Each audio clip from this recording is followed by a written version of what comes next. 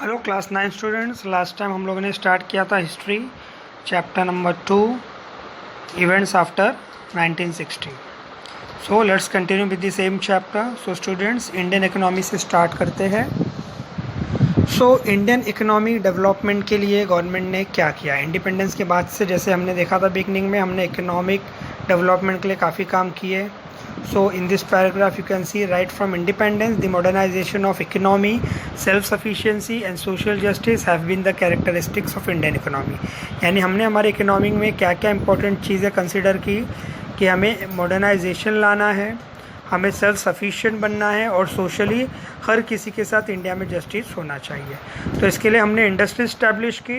Industry establish होगी तो obviously हम सेल्फ सफिशिएंट बनते चले जाएंगे। और हमने ये भी डिसाइड किया कि इकोनॉमिक डेवलपमेंट ऐसा होना चाहिए जिससे सोशल जस्टिस मतलब हर किसी को बेनिफिट मिले। तो इसके लिए एक प्लानिंग कमीशन बिठाया गया और इसी के थ्रू 5 ईयर प्लान स्टार्ट किया गया इंडिया में।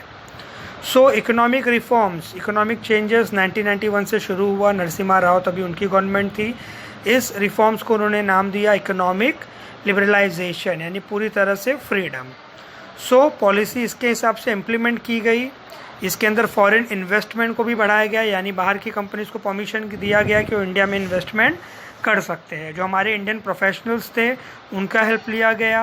आईटी सेक्टर्स पे काम किया गया। तो ऐसे देखते देखते 1991 के बाद से तो इंडिया में एक ग्लोबलाइजेशन का माहौल हो गया ना। What is globalisation? यानी हमने बाकी नेशंस के साथ अपने आप को कनेक्ट करते चले गए। और नेक्स्ट आता है स्टूडेंट साइंस एंड टेक्नोलॉजी। अब ये भी हमारे कंट्री के लिए बहुत ही इम्पॉर्टेंट इवेंट्स थे। ऑब्वियसली पूरे वर्ल्ड के लिए साइंस टेक्नोलॉजी या सबसे इम्पॉर्टेंट पार्ट है जिससे एक देश तरक्की कर सकता है। अगर हम ग्रीन रिवॉल्यूशन की बात करें 1965 में, तो ग्रीन रिवॉल्यूशन में फादर किसे माना गया है? Doctor MS Swaminathan. He was known as the father of the green revolution in the year 1965। ऐसा क्यों बोला गया है ग्रीन रिवॉल्यूशन? यानी इनकी वजह से नए नए साइंटिफिक इन्होंने डेवलपमेंट किए एग्रीकल्चर फील्ड में। टेक्नोलॉजी लेकर आए कि कैसे हम फूड ग्रेन्स के प्रोडक्शन को बढ़ा सकते हैं। और साथ ही साथ डॉक्टर वर्गीस क्यूरियन ने डेयरी मूवमेंट को लॉन्च किया। तो इसे कहा जाता है वाइट रिवॉल्यूशन। जो एग्रीकल्चर पे हमने काम किया, फूड ग्रेन्स बढ़ाया, वो था ग्रीन रिवॉल्यूशन। जो मिल्क प्रोडक्शन यानी डेयरी रिलेटेड प्रोडक्शन को बढ़ाया, उसको कहते हैं वाइट रिवॉल्यूशन। वाइट रिवॉल्यूशन में बहुत अच्छा कॉन्ट्रीब्यूशन था डॉक्टर वर्गीस क्यूरियन का। ग्रीन रिवॉल्यूशन में था डॉक्टर MS स्वामीनाथन का। तो इस तरह से इंडिया ने प्रोग्रेस करना चालू किया। और क्या साइंटिफिक टेक्नोलॉजी प्रोग्रेस हमने किया? हमने एटॉमिक एनर्जी में काम किया, स्पेस रिसर्च स्टैब्लिश किया। हमने एक एटॉमिक पावर प्रोग्राम स्टार्ट किया डॉक्टर होमी भाभा के नाम से, जो बहुत ही जाने माने साइंटिस्ट थे। एटॉमिक एनर्जी के बारे में काफ़ी कुछ बताया। हमने एटॉमिक एनर्जी को लाने का हमेशा हमारा पर्पस रहा है इलेक्ट्रिसिटी, उसके थ्रू हम ज़्यादा से ज़्यादा बढ़ा सके। फार्मास्यूटिकल्स, मेडिसिन्स में इंक्रीमेंट किया जा सके। डिफेंस पावर, हमारे आर्मी सिस्टम को स्ट्रॉन्ग बनाया जा सके। सो 1975 में हमने हमारा पहला सैटेलाइट आर्यभट्टा लॉन्च किया। और आज तो इंडिया के पास बहुत सारे ऐसे सैटेलाइट्स हैं जो इस प्रोग्राम के थ्रू लॉन्च हो चुके हैं, जो आज हम टीवी देख पाते हैं रिमोट के थ्रू। रिमोट भी क्या है? कहीं ना कहीं वो सैटेलाइट स्पेस में कनेक्टेड है, जिसकी वजह से वो टेक्नोलॉजी कनेक्टेड है। इसके लिए नेटवर्क जो कनेक्ट है, इसकी वजह से हमारे चैनल्स हम चेंज कर पाते हैं। Same for the mobile. Mobile का भी कम्युनिकेशन सैटेलाइट ऊपर हमने स्पेस में लॉन्च किया है। तो इस तरह से टेलीकॉम सेक्टर, टेक्नोलॉजी, इंटरनेट, ये सब चीज़ें बूम अप होती चली गई। सोशल फील्ड में क्या क्या चेंजेस आए इंडिया में इस टाइम पर?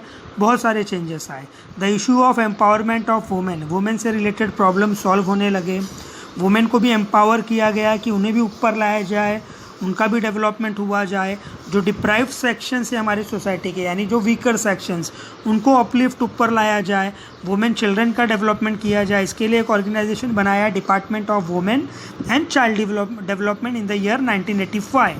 It was under the ministry of human resource development. कुछ लॉज, नए कानून बनाए गए ताकि वुमेन को सोशल जस्टिस मिले। बहुत सारे स्कीम्स लाए गए और बहुत सारे एक्ट, लॉ बनाए गए, जैसे प्रोहिबिशन ऑफ डाउरी एक्ट, यानी दहेज प्रथा को ख़त्म करने के लिए एक्ट लाया गया। इक्वल रिम्यूनरेशन एक्ट, यानी इक्वल पे मैन वुमेन दोनों को मिलना चाहिए। फिर हमारे कॉन्स्टिट्यूशन के 73rd और 74th अमेंडमेंट का मतलब होता है चेंजेस करना। उसमें चेंजेस लाया गया कि हमारे पॉलिटिकल फील्ड में भी बहुत से सीट्स वुमेन के नाम पे रिजर्व होने चाहिए।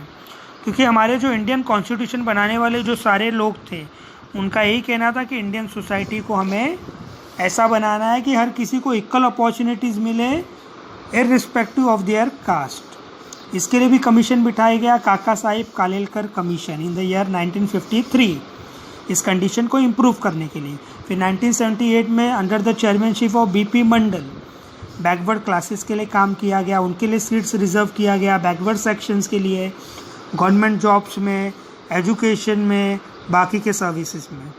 और गवर्नमेंट ने प्रिवेंशन ऑफ एट्रोसिटी एक्ट भी पास किया 1989 में। किसके लिए बनाया गया था? शेड्यूल कास्ट शेड्यूल ट्राइब्स के लिए, यानी जो लोअर कास्ट के लोग थे, जो ट्राइबल पीपल थे, उनके रिस्पेक्ट को बचाने के लिए, उनके डिग्निटी को बचाने के लिए, ताकि वो भी डेवलपमेंट कर सके, ताकि उनको किसी का फियर ना हो, कोई उनके साथ वॉलेंटली बिहेव ना करे, जो अपर क्लासेस वाले उनके साथ प्रोटेस्ट ना करे। तो आप देख सकते हो स्टूडेंट, बहुत ही ट्रमेंडस चेंजेस आया था 90s के टाइम पर। इसके लिए इवेंट्स 1960 के बाद बहुत ही इम्पॉर्टेंट है हमारे इंडिया के लिए। अब लास्ट पार्ट आता है स्टूडेंट्स ग्लोबलाइजेशन। जैसे मैंने बताया, ग्लोबलाइजेशन का मीनिंग यानी we are getting connected with different nations, यानी वर्ल्ड के साथ कनेक्ट हो जाना, जो आज हम अच्छे से हो गए हैं। और उसी का नतीजा है कि आज हमें कितने सारे बाहर के प्रोडक्ट्स ईजिली मार्केट में मिल जाते हैं। सो ग्लोबलाइजेशन में जो चेंजेस आया, इकोनॉमिक फील्ड में उसका असर दिखा, पॉलिटिक्स में, साइंस में, टेक्नोलॉजी में, सोसाइटी में, कल्चर में। आज हमारा कंट्री देख सकते हो मिक्स्ड कल्चर है, क्योंकि आज हम ग्लोबलाइजेशन में बिलीव करते हैं। और आज इंडिया तो बहुत ही इंपॉर्टेंट कंट्री बन गया है ग्लोबलाइजेशन के बारे में। इसके लिए हमने हमारा एक ऑर्गेनाइजेशन बनाया, जैसे G20 इंटरनेशनल ऑर्गेनाइजेशन, ब्रिक्स बनाया। ब्रिक्स में कौन कौन से कंट्री एक साथ आए? Brazil, Russia, India, China, south Africa. और आज हम टेलीकम्युनिकेशन की बात करें, टेक्नोलॉजी में भी काफ़ी आगे हो गए। Mobile phones, internet, communication facility, आज ये सारी चीज़ हमारे कंट्री में अच्छे से स्प्रेड हो गया है। पॉलिटिकल फील्ड में भी बहुत चेंजेस आ गया है। आज हमारा नेशन बहुत ही स्टेबल, डेमोक्रेटिक, सक्सेसफुल बनते चले जा रहा है, हमें क्लियर दिख रहा है। आज हमारा लाइफस्टाइल बदल गया, खास करके यूथ पीपल में, यंग पीपल में। आज हमारा कपड़ा पहनने का तरीका, रहने का तरीका, हमारा लैंग्वेज, हमारा बिलीफ बहुत ही बदल चुका है। तो ये बेनिफिट हमें मिला। In the next chapter we will study some internal challenges before India. Next chapter में हम क्या देखेंगे स्टूडेंट्स? इंडिया के सामने, इंडिया के अंदर ही क्या क्या चैलेंजेस है। सो आई होप ये चैप्टर आपको अच्छे से समझ में आया हो। पूरा चैप्टर गो थ्रू करो, फॉरवर्ड रिवाइंड करो, इंपॉर्टेंट पॉइंट्स नोट डाउन करो। कोई डाउट है please connect with me. Next video में we will start with the next chapter. Thank you very much.